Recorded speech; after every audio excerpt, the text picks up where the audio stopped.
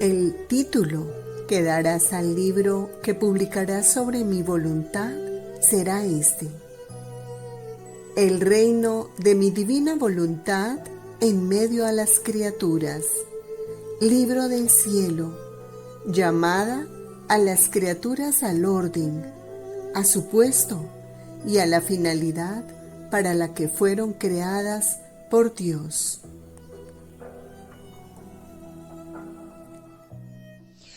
En el nombre del Padre, y del Hijo, y del Espíritu Santo. Amén. 23 de enero del 2025. Queridos hermanos, el Evangelio de la Santa Misa del pasado domingo nos hizo asistir al comienzo de la vida pública del Señor y a su primer milagro en las bodas de Caná.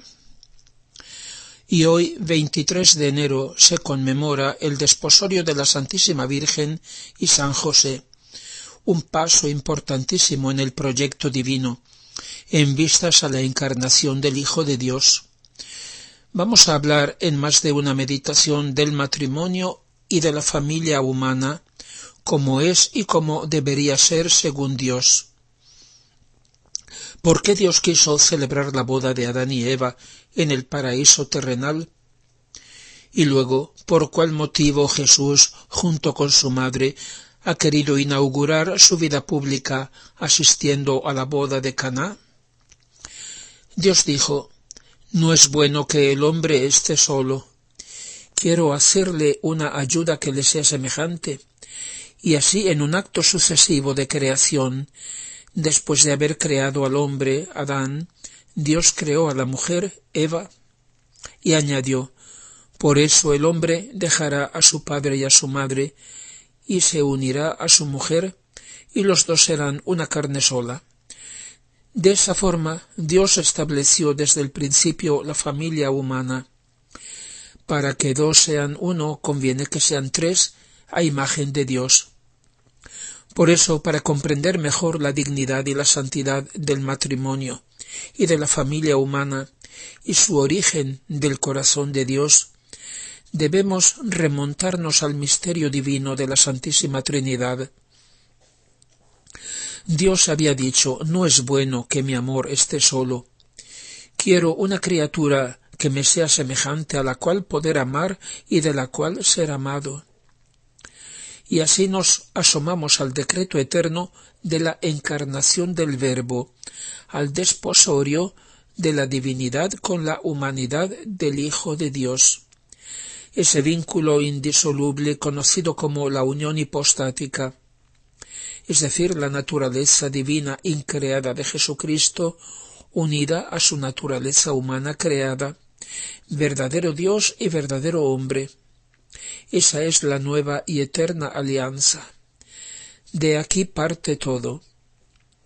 Jesucristo, al encarnarse, ha querido tener, además de su cuerpo físico personal, un cuerpo místico formado por todas las almas, por la entera humanidad como cosa suya, un cuerpo del cual Él es la cabeza, el primogénito entre todas las criaturas. Ese cuerpo místico es la Iglesia, en la que debería estar toda la humanidad. Pero el pecado original cometido por nuestros primeros padres les separó, y separó a toda su descendencia de aquel que es la cabeza, Cristo, el cual mediante la redención nos incorpora de nuevo a Él.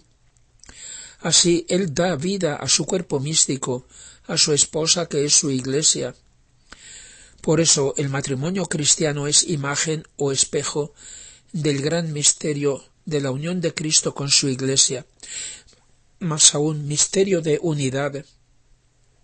Así lo dice San Pablo: «Las mujeres estén sometidas a sus maridos como al Señor, pues el marido es cabeza de la mujer, como también Cristo es cabeza de la Iglesia, el Salvador de su cuerpo. Y como la Iglesia está sometida a Cristo, así también las mujeres estén sujetas a sus maridos en todo. Y vosotros, maridos, amad a vuestras mujeres, como Cristo ha amado a la Iglesia, y se ha entregado por ella para hacerla santa». Nadie odia su propia carne, sino que la nutre y la cuida, como hace Cristo con la Iglesia, porque somos miembros de su cuerpo. Por eso el hombre dejará a su padre y a su madre, y se unirá a su mujer, y los dos formarán una sola carne. Este misterio es grande, lo digo refiriéndome a Cristo y a la Iglesia. En la boda de Caná Jesús era un invitado junto con su madre. Así quiso, con su presencia divina, renovar la santidad del matrimonio, como el Padre lo había establecido y presidido en el paraíso al principio. Es decir, quiso llevar de nuevo el matrimonio a la santidad de su origen. En aquella ocasión, respondiendo a su madre, Jesús dijo: «No ha llegado todavía mi hora». ¿Qué hora? No la de hacer milagros, ya que lo hizo un momento después, sino la hora tan suspirada por él, cuando no será un invitado a las bodas humanas, sino que será el esposo que invita a sus bodas divinas, a las bodas del Cordero. ¿Y quién será la esposa?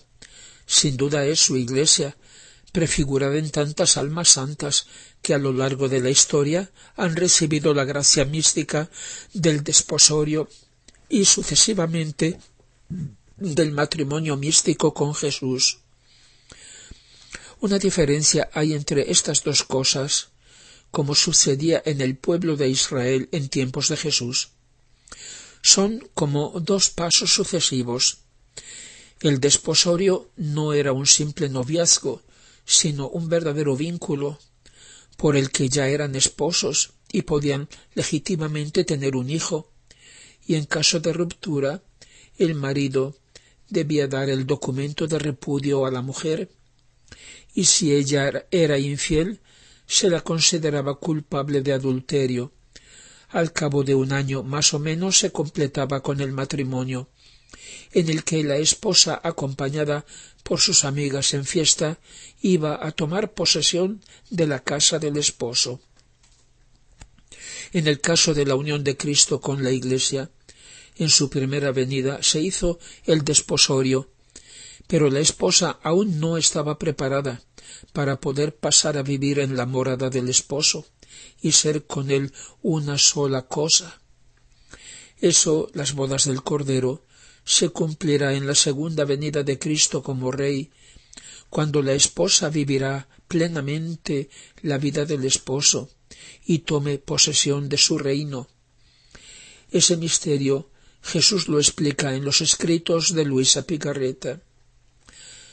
La felicidad de Dios fue inmensa cuando creó al hombre, porque Adán, tomando parte en todos los actos divinos, daba a Dios todo lo que Dios había hecho por amor suyo.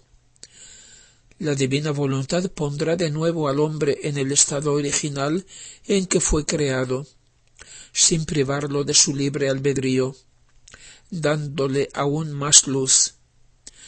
Las bodas de Dios con la humanidad fueron en la creación, pero el hombre rompió el vínculo con Dios, y Dios espera a que la esposa recupere la salud, fruto de la redención, para celebrarlas.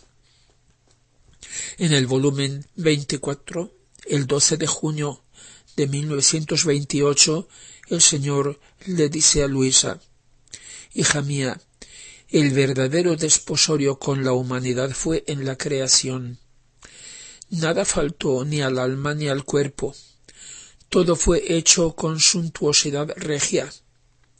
A la naturaleza humana se le preparó un palacio grandísimo, como es todo el universo, que ningún rey ni emperador puede tener uno semejante.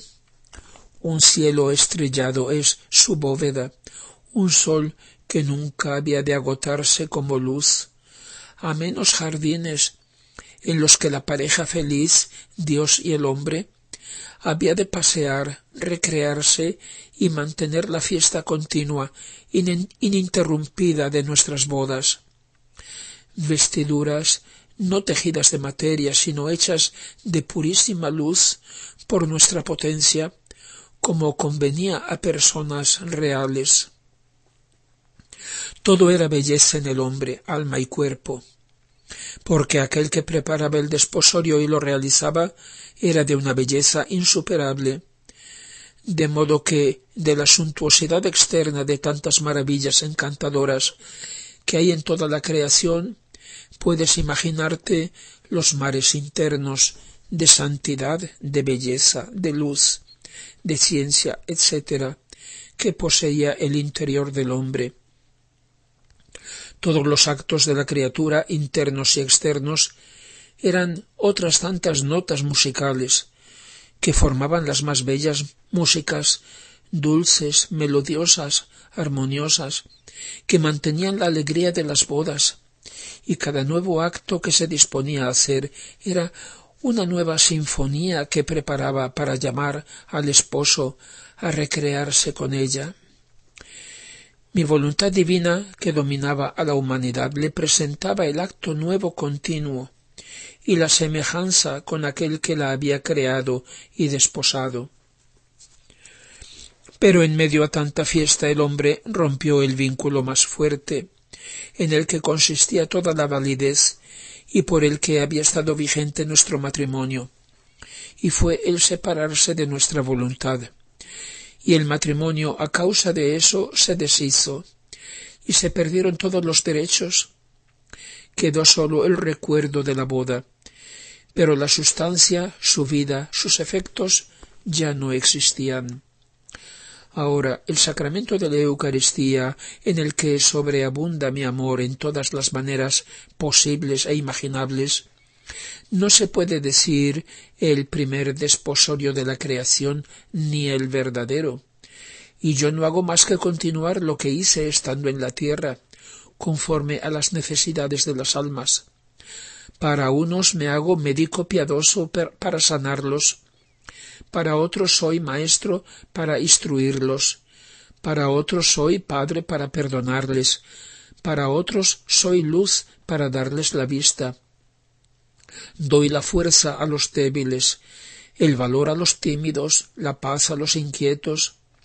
Es decir, que continúo mi vida y mi poder redentor. Pero todas esas miserias excluyen el verdadero matrimonio. Ningún joven se casa con una chica enferma. En todo caso espera a que se cure. Ni con una joven débil y que muy a menudo lo ofende. Y si el esposo es un rey y la ama, en todo caso espera a que la esposa recobre la salud, que lo ame y que las condiciones de ella sean de algún modo satisfactorias y no tan inferiores a él. Pues bien, las condiciones en que está la pobre humanidad son todavía las de la pobre enferma, y espero a que mi voluntad sea conocida y reine en medio de las criaturas, y les dé la verdadera salud, las vestiduras reales, la belleza digna del esposo, y entonces haré de nuevo el verdadero y primer matrimonio. Así pues, mis queridos hermanos, las bodas de Dios con la humanidad son la clave de toda la historia. El pecado causó la separación, pero no impidió que Dios siguiera amando al hombre. Por tanto, la finalidad de todo es llegar a las bodas del Cordero, cuando la divina voluntad reine de nuevo en medio de las criaturas, cuando la criatura tenga de nuevo un solo corazón con Dios. Por eso el Señor continúa en el capítulo siguiente del 16 de junio de 1928. Lo escuchamos en la segunda parte del tema de hoy.